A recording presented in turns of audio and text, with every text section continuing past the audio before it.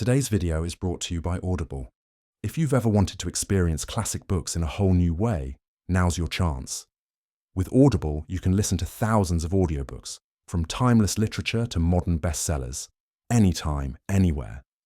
Start your free 30-day trial and support the channel by clicking the link in the description below. Thank you. In the Avu Observatory by H.G. Wells, published 1894. The observatory at Avu, in Borneo, stands on the spur of the mountain. To the north rises the old crater, black at night against the unfathomable blue of the sky. From the little circular building, with its mushroom dome, the slopes plunge steeply downward into the black mysteries of the tropical forest beneath. The little house in which the observer and his assistant live is about 50 yards from the observatory, and beyond this are the huts of their native attendants. Thaddy, the chief observer, was down with a slight fever. His assistant, Woodhouse, paused for a moment in silent contemplation of the tropical night before commencing his solitary vigil. The night was very still. Now and then voices and laughter came from the native huts, or the cry of some strange animal was heard from the midst of the mystery of the forest. Nocturnal insects appeared in ghostly fashion out of the darkness and fluttered round his light. He thought, perhaps, of all the possibilities of discovery that still lay in the black tangle beneath him. For to the naturalist, the virgin forests of Borneo are still a wonderland full of strange questions and half-suspected discoveries. Woodhouse carried a small lantern in his hand, and its yellow glow contrasted vividly with the infinite series of tints between lavender blue and black in which the landscape was painted. His hands and face were smeared with ointment against the attacks of the mosquitoes. Even in these days of celestial photography, work done in a purely temporary erection and with only the most primitive appliances, in addition to the telescope, still involves a very large amount of cramped and motionless watching. He sighed as he thought of the physical fatigues before him, stretched himself, and entered the observatory. The reader is probably familiar with the structure of an ordinary astronomical observatory. The building is usually cylindrical in shape, with a very light hemispherical roof capable of being turned round from the interior. The telescope is supported upon a stone pillar in the centre, and a clockwork arrangement compensates for the Earth's rotation and allows a star once found to be continuously observed. Besides this, there is a compact tracery of wheels and screws about its point of support, by which the astronomer adjusts it. There is, of course, a slit in the movable roof, which follows the eye of the telescope in its survey of the heavens. The observer sits, or lies, on a sloping wooden arrangement, which he can wheel to any part of the observatory as the position of the telescope may require. Within it is advisable to have things as dark as possible, in order to enhance the brilliance of the stars observed. The lantern flared as Woodhouse entered his circular den, and the general darkness fled into black shadows behind the big machine, from which it presently seemed to creep back over the whole place again as the light waned. The slit was a profound transparent blue, in which 6 stars shone with tropical brilliance, and their light lay, a pallid gleam, along the black tube of the instrument. Woodhouse shifted the roof, and then proceeding to the telescope, turned first one wheel and then another, the great cylinder slowly swinging into a new position. Then he glanced through the finder, the little companion telescope, moved the roof a little more, made some further adjustments, and set the clockwork in motion. He took off his jacket, for the night was very hot, and pushed into position the uncomfortable seat to which he was condemned for the next 4 hours. Then with a sigh, he resigned himself to his watch upon the mysteries of space. There was no sound now in the observatory, and the lantern waned steadily. Outside, there was the occasional cry of some animal in alarm or pain, or calling to its mate, and the intermittent sounds of the Malay and Dayak servants. Presently one of the men began a queer chanting song, in which the others joined at intervals. After this it would seem that they turned in for the night, for no further sound came from their direction, and the whispering stillness became more and more profound. The clockwork ticked steadily. The shrill hum of a mosquito explored the place and grew shriller in indignation at Woodhouse's ointment. Then the lantern went out, and all the observatory was black. Woodhouse shifted his position presently, when the slow movement of the telescope had carried it beyond the limits of his comfort. He was watching a little group of stars in the Milky Way, in one of which his chief had seen or fancied a remarkable colour variability. It was not a part of the regular work for which the establishment existed, and for that reason, perhaps Woodhouse was deeply interested. He must have forgotten things terrestrial. All his attention was concentrated upon the great blue circle of the telescope field. A circle powdered, so it seemed, with an innumerable multitude of stars, and all luminous against the blackness of its setting. As he watched, he seemed to himself to become incorporeal, as if he too were floating in the ether of space. Infinitely remote was the faint red spot he was observing. Suddenly, the stars were blotted out. A flash of blackness passed, and they were visible again. "Queer," said Woodhouse. "Must have been a bird." The thing happened again, and immediately after the great tube shivered as though it had been struck. Then the dome of the observatory resounded with a series of thundering blows.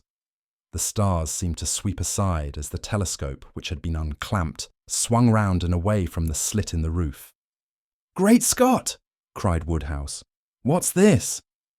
Some huge, vague black shape, with a flapping something like a wing, seemed to be struggling in the aperture of the roof. In another moment the slit was clear again, and the luminous haze of the Milky Way shone warm and bright. The interior of the roof was perfectly black, and only a scraping sound marked the whereabouts of the unknown creature.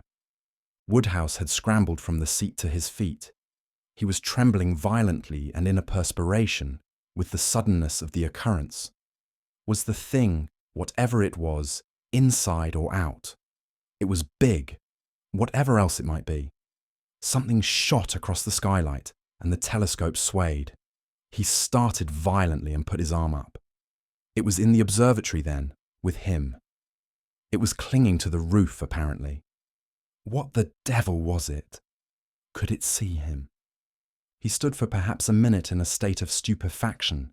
The beast, whatever it was, clawed at the interior of the dome, and then something flapped almost into his face, and he saw the momentary gleam of starlight on a skin like oiled leather. His water bottle was knocked off his little table with a smash. The sense of some strange bird creature hovering a few yards from his face in the darkness was indescribably unpleasant to Woodhouse. As his thought returned, he concluded that it must be some night bird or large bat. At any risk, he would see what it was, and pulling a match from his pocket, he tried to strike it on the telescope seat. There was a smoking streak of phosphorescent light. The match flared for a moment, and he saw a vast wing sweeping towards him, a gleam of grey-brown fur, and then he was struck in the face, and the match knocked out of his hand. The blow was aimed at his temple, and a claw tore sideways down to his cheek. He reeled and fell, and he heard the extinguished lantern smash. Another blow followed as he fell. He was partly stunned. He felt his own warm blood stream out upon his face. Instinctively, he felt his eyes had been struck at, and turning over on his face to save them, tried to crawl under the protection of the telescope. He was struck again upon the back, and he heard his jacket rip, and then the thing hit the roof of the observatory. He edged as far as he could between the wooden seat and the eyepiece of the instrument, and turned his body round, so that it was chiefly his feet that were exposed. With these he could at least kick. He was still in a mystified state. The strange beast banged about in the darkness, and presently clung to the telescope, making it sway and the gear rattle. Once it flapped near him, and he kicked out madly and felt a soft body with his feet. He was horribly scared now. It must be a big thing to swing the telescope like that. He saw for a moment the outline of a head black against the starlight, with sharply pointed upstanding ears and a crest between them. It seemed to him to be as big as a mastiff's. Then he began to bawl out as loudly as he could for help. At that the thing came down upon him again. As it did so, his hand touched something beside him on the floor. He kicked out, and the next moment his ankle was gripped and held by a row of keen teeth. He yelled again, and tried to free his leg by kicking with the other. Then he realized he had the broken water bottle at his hand, and snatching it, he struggled into a sitting posture, and feeling in the darkness towards his foot, gripped a velvety ear, like the ear of a big cat.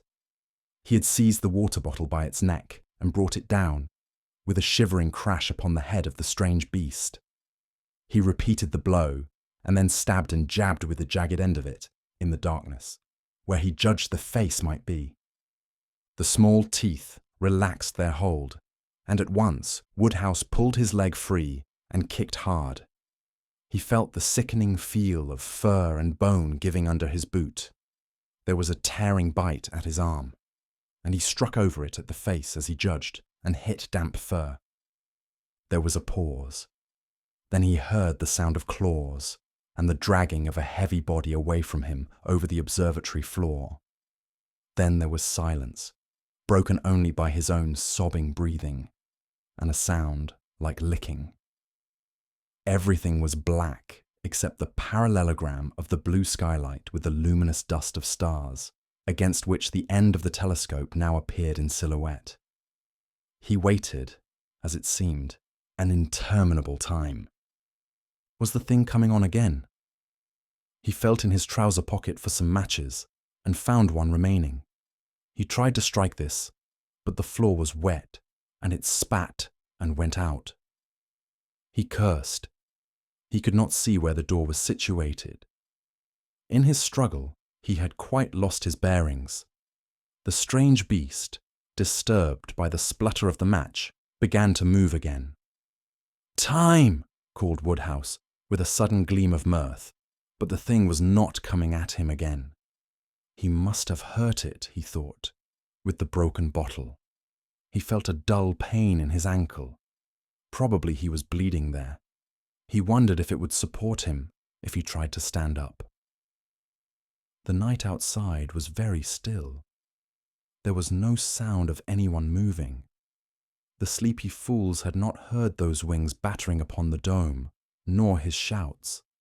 It was no good wasting strength in shouting. The monster flapped its wings and startled him into a defensive attitude. He hit his elbow against the seat, and it fell over with a crash. He cursed this, and then he cursed the darkness. Suddenly, the oblong patch of starlight seemed to sway to and fro. Was he going to faint? It would never do to faint. He clenched his fists and set his teeth to hold himself together. Where had the door got to? It occurred to him he could get his bearings by the stars visible through the skylight. The patch of stars he saw was in Sagittarius and southeastward. The door was north, or was it north by west? He tried to think. If he could get the door open, he might retreat. It might be the thing was wounded. The suspense was beastly. "Look here," he said. "If you don't come on, I shall come at you." Then the thing began clambering up the side of the observatory, and he saw its black outline gradually blot out the skylight.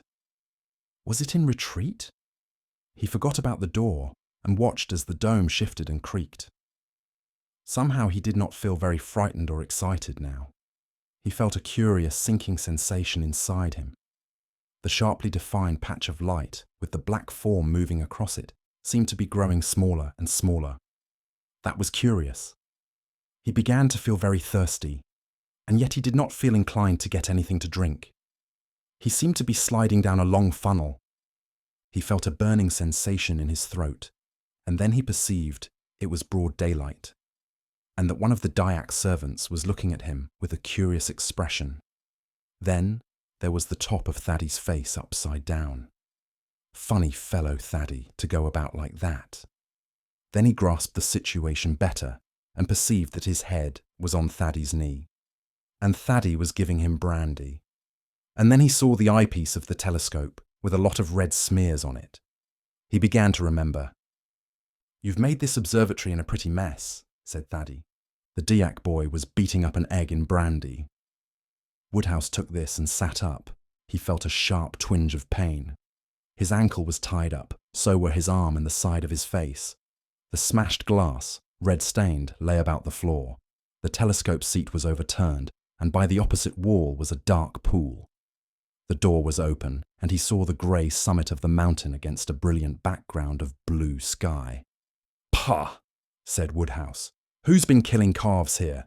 Take me out of it." Then he remembered the thing and the fight he had with it. "What was it?" he said to Thaddy. "The thing I fought with?" "You know that best," said Thaddy. "But anyhow, don't worry yourself now about it. Have some more to drink." Thaddy, however, was curious enough, and it was a hard struggle between duty and inclination to keep Woodhouse quiet until he was decently put away in bed, and had slept upon the copious dose of meat extract Thaddy considered advisable. They then talked it over together. "It was," said Woodhouse, "more like a big bat than anything else in the world. It had sharp, short ears and soft fur, and its wings were leathery. Its teeth were little but devilish sharp, and its jaw could not have been very strong, or else it would have bitten through my ankle." "It has pretty nearly," said Thaddy. "It seemed to me to hit out with its claws pretty freely. That is about as much as I know about the beast. Our conversation was intimate, so to speak, and yet not confidential. The Dyak chaps talk about a big colugo, a clangutang, whatever that may be. It does not often attack man, but I suppose you made it nervous. They say there is a big colugo, and a little colugo, and a something else that sounds like gobble. They all fly about at night. For my own part, I know there are flying foxes and flying lemurs about here, but they are, none of them, very big beasts." "There are more things in heaven and earth," said Woodhouse, and Thaddy groaned at the quotation, "and more particularly in the forests of Borneo, than are dreamt of in our philosophies. On the whole, if the Borneo fauna is going to disgorge any more of its novelties upon me, I should prefer that it did so when I was not occupied in the observatory at night and alone.